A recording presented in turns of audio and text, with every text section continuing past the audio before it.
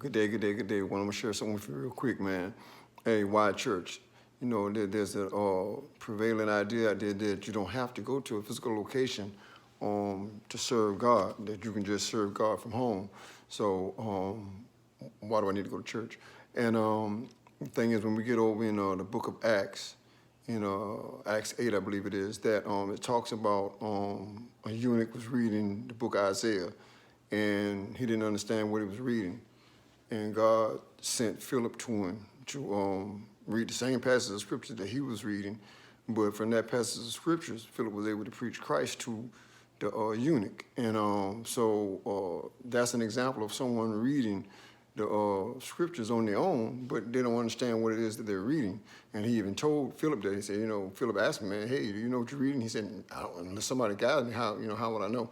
And so God sent Philip to him to give him an understanding.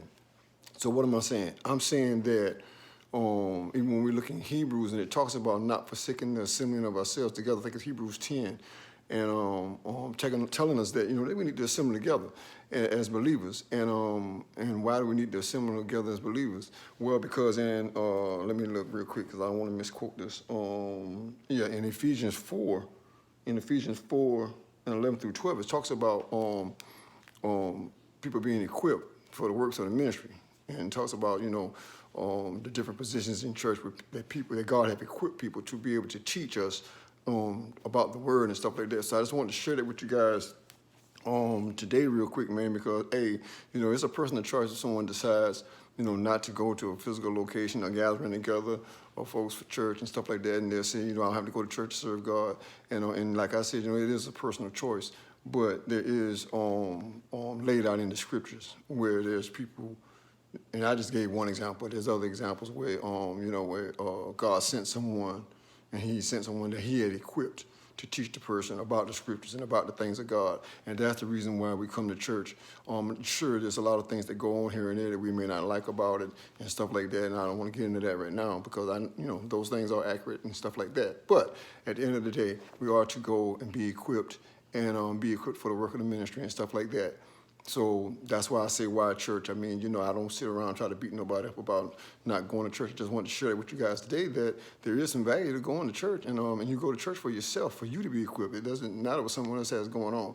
So anyway, yeah, man. So let me give you these scriptures again that you can go and look this up. So in Acts 8, 26 through 40, you'll be able to read about your eunuch and Philip, and in Hebrews 10, 25, you'll be able to read about the assembling together. For us assembling together. In Ephesians 4, 11 through 12, it talks about the equipping of the saints, talks about the positions in church that God has called men and women to, and equip them to that, to perform that task. So anyway, you guys have a great weekend. I just wanted to share that real quick. You can go and read those, and I'll post them in the message so you can go and read them for yourself. But yeah, so I just want to share it with you guys. Why church? And that's the reason why I feel that we should go and assemble ourselves together to be equipped and taught the things of God. So you guys have a great day, man. And hey, and know this, man. Run with the sun in your face and the wind at your back, man. Everything you need and desire is still yet in front of you. Let's go, man. Let's go.